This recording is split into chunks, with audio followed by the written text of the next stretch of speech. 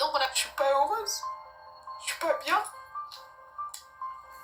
Comme si j'étais au deuxième étage, mais j'ai senti comme si mon immeuble a bougé, a tremblé. Tu vois, un tremblement de terre. Et la voix qui est sortie. Croyons en Dieu, c'est magnifique d'avoir Dieu dans sa vie. On fait mes examens, la voix, les scanners et tout.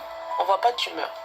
Aujourd'hui, j'aimerais qu'on écoute tout simplement en fait l'histoire d'une personne qui m'a beaucoup marqué et qui m'a beaucoup touché. C'est l'histoire en fait d'une chanteuse. Je crois que beaucoup d'entre vous qui avez décidé d'ouvrir cette vidéo, vous connaissez cette personne, The Style, ou encore appelée Pandira. Cette personne qui nous a fait sourire, qui nous a fait rire à travers ces vidéos de Jojo le comédien, Axel Méry. Comment aujourd'hui, elle a rencontré, elle a expérimenté, elle a vécu une chose terrible dans la présence de Dieu. J'aimerais ensemble que nous puissions écouter ce petit témoignage, cette anecdote de sa vie. Et n'hésitez pas à en dire en commentaire ce que vous en pensez. Merci. Qui est une amie, et j'étais avec Frida, Myrna. Je riais, je dansais, mais eux, ils savaient pas ce que j'étais en train de préparer. Je suis rentrée à la maison, j'avais déjà un mois en avance, j'avais fait souscrire à des assurances pour pouvoir permettre à ma mère de venir récupérer mon corps, parce que ça aussi c'était énuméré que je vais être enterrée chez moi. Mais j'avais tout préparé pour mon départ. Et je me rappelle, ce jour-là, j'ai même écrit un message à Jojo où je lui disais « Je t'aime, je suis fière de toi, etc. Continue. N'abandonne pas tes rêves, etc. » Mais je partais. J'étais en train de partir. Et donc, on a fini de manger. J'ai pris mon Uber. Je suis rentrée. J'ai fait une dernière lettre à ma maman. Ne pas me détester, mais je suis pas heureuse. Je suis pas bien. De pas m'en vouloir. Je demandais pardon à ma fille. Si je suis pas moi-même heureuse, comment voulez-vous que je rende les autres heureux? Et je voyais des psychologues, mais ils n'ont pas réussi forcément à me ramener. Donc j'ai écrit, et j'ai demandé pardon à Dieu toute la soirée. Et à 20h, j'ai pris tous les comprimés que j'avais chez moi. J'ai dit, je vais me reposer, je suis fatiguée. Et c'est là que la spiritualité est rentrée dans ma vie. C'est le premier phénomène paranormal que j'ai vécu. J'ai entendu, comme si j'étais au deuxième étage, mais j'ai senti comme si mon immeuble a bougé, a tremblé, tu vois, un tremblement de terre. Et la voix qui est sortie. Croyons en Dieu, c'est magnifique d'avoir Dieu dans sa vie. La voix a dit, c'est pas pour ça, c'est pas ça ta mission, c'est pas censé se passer comme ça. Il était 20h, tu sais à quelle heure je me suis réveillée? 15h. Le lendemain. Je me suis réveillée à 15h. Je me réveille, je dis que c'est quel sommeil, c'est quel somnifère. Et quand je me suis réveillée, c'est comme si il a endormi endormi. Il fait des médicaments? Non, j'ai même pas pris les comprimés, justement. Pas pris les comprimés? Non, c'est quand je fais la prière pour demander pardon à Dieu que malgré l'acte que je pose, reçois-moi. Même en partant, j'ai besoin de toi. Fortifie-moi. C'est pendant cette prière-là qui m'endort, justement. Quand je me réveille, les comprimés sont là. C'est comme si l'esprit de la pensée du suicide, on l'a effacé. J'ai tout rangé, j'ai jeté les comprimés, tout rangé, nettoyé ma maison. Et j'ai dit, je me retire des réseaux sociaux. Je me suis retirée, je crois, un mois. On m'a pas vu. On m'a pas entendu. Les gens même allaient écrire au Jojo, elle est où pour dire, j'étais enfermée chez moi. Si on me voit sortir, c'est que je suis allée faire mes courses et je reviens me renfermer. Je me suis renfermée dans la prière. J'ai prié. Je partais même plus à l'hôpital. C'est là où j'ai rencontré réellement Dieu. À ce moment-là. Je me suis renfermée, j'ai prié.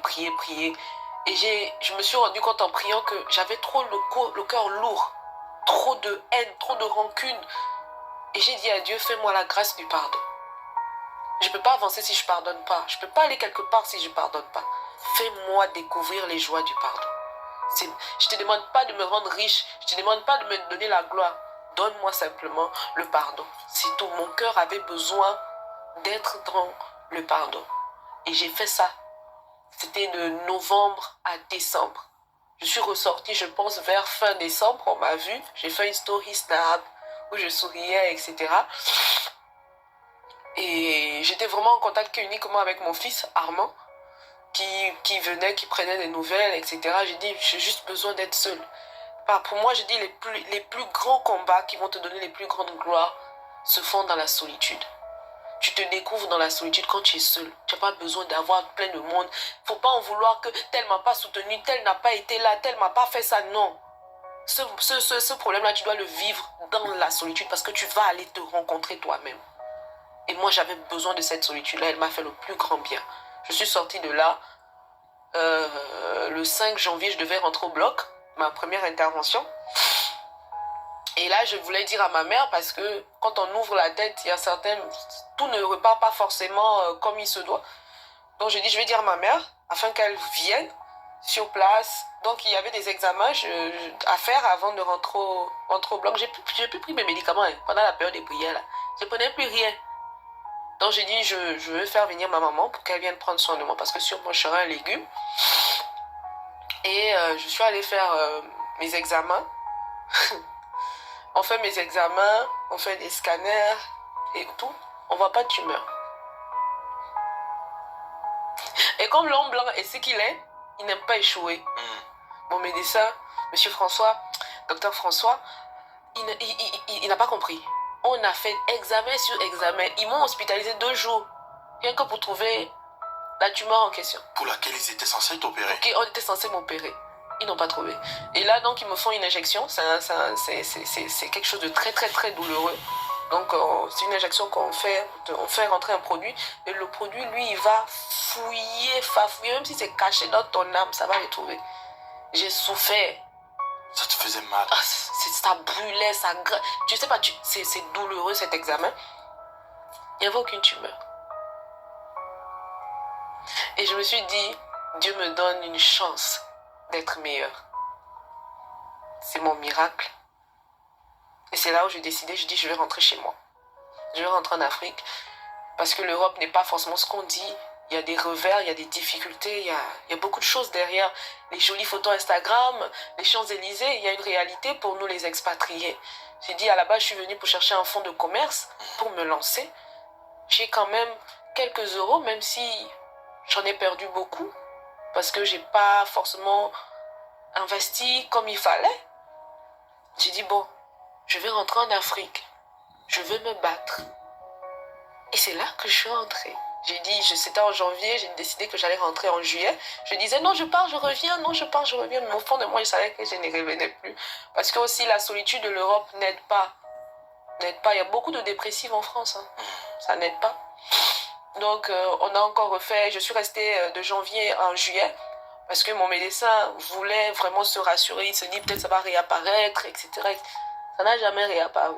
Ce qui fait que chaque année, j'ai droit à un petit...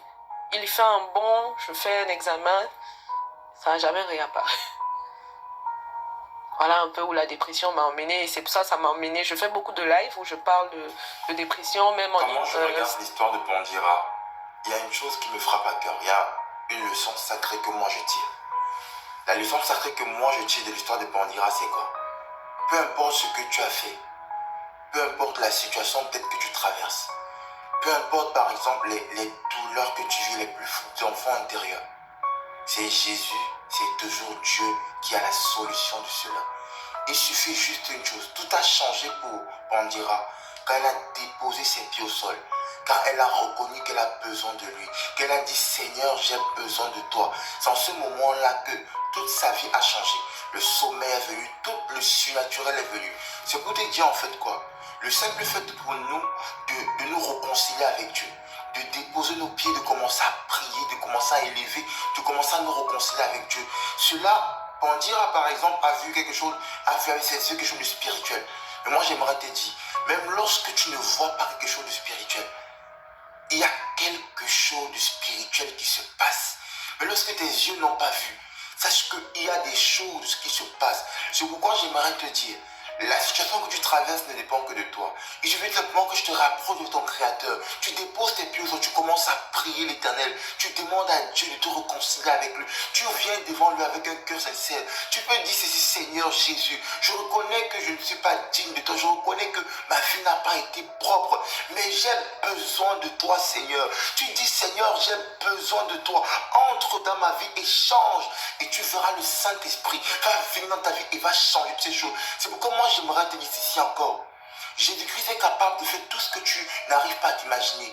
Il attend juste une chose, que tu te décides en fait de venir vers lui, que tu te réconcilies avec lui, que tu fasses cette prière sincère de ton cœur pour dire: Seigneur, entre dans ma vie et change. Et tu verras comment le Saint-Esprit viendra dans ta vie. Il bouleversera ta vie. Tu auras une force que tu n'as jamais eue, une grâce que tu n'as jamais vue, une nouvelle manière de voir les choses, une nouvelle manière d'expérimenter les choses. Et ta vie sera comme plus jamais renouvelée. Sois béni et que Dieu te bénisse. Voilà. Pour cela, c'est dit, la foi vient de ce qu'on entend. Ce qu'on entend vient de la parole de Christ. Elle a tout dit. Elle a tout dit. Elle vous a expliqué son histoire. Donc, si vous manquez de foi, c'est les témoignages comme ça qu'il faut suivre. C'est comme ça. Vous avez vu? Le tumeur a disparu. Oui, c'est ça. C'est ce que notre Dieu, notre Créateur, là, c'est ce qu'il fait, c'est ce qu'il réalise dans la vie de ses enfants. C'est ce qu'il fait. Il faut le reconnaître. Il faut lui confier notre problème. Et c'est ça. Donc, la personne qui m'a parlé de la foi, c'est ça, la foi.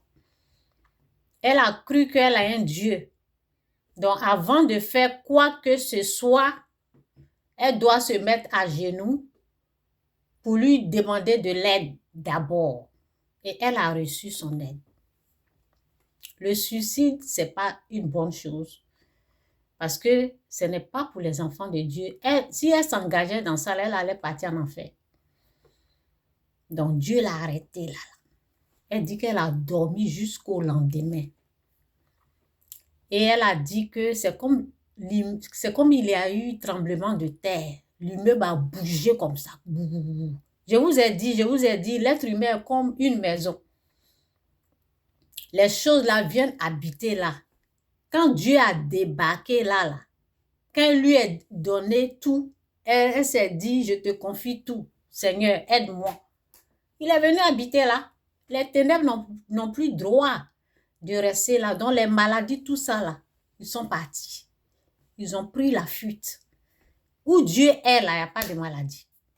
C'est pour cela qu'on ne pouvait plus retrouver les traces du tumeur. C'est fini. Donc, donnez votre vie réellement à Dieu. Faites la repentance. Quand on vous dit repentez-vous, quittez le mal, quittez le péché, vous pensez que c'est un jeu. Ce n'est pas un jeu. Donc, c'est un peu ça pour la foi. La foi vient de ce qu'on entend. Tu as entendu ce que Dieu a fait dans la vie de l'autre. Ce qu'il a fait, là, il peut faire pour toi aussi. Toi, tu te trouves malade aujourd'hui. Confie ton problème là à Dieu. Dieu va faire grâce. OK?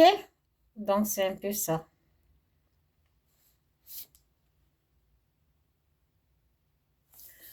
Donc, qu'est-ce que je devais dire là même là?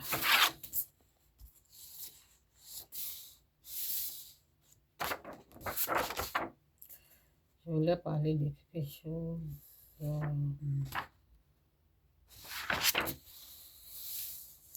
Donc, je vais parler de moi. Bon, j'ai pris, parce qu'il y a les gens, deux personnes, bon, plusieurs personnes, j'ai pris 2 messages. Donc, où c'est le message là? Il y a les gens qui ont dit conseil sur la spiritualité, conseil sur le monde spirituel. Bon, pas aujourd'hui. J'ai pris prédication sur la foi. Donc, c'est la foi que je vous ai montré. La foi vient de ce qu'on entend. Donc, c'est dit conférence, exclusivité, croyance religieuse, conférence sur la religion. Discussion, oui, c'est ça, j'ai écrit discussion sur la religion. C'est comme discours. Discours, c'est de, ou bien conférence. Bon, la personne, il y a les gens qui veulent que je les invite, oui, c'est à eux que je veux parler. Ceux qui veulent que je les invite, vous voyez un peu, non? Pour qu'ils viennent discuter, faire des discours, ou bien, je ne sais pas, parler. Vous voyez, discussion, tout ça là. Je ne suis pas dedans, au fait. Donc, je vais vous parler de... Bon, j'ai éteint la lumière, là. Je rallume. Je réallume.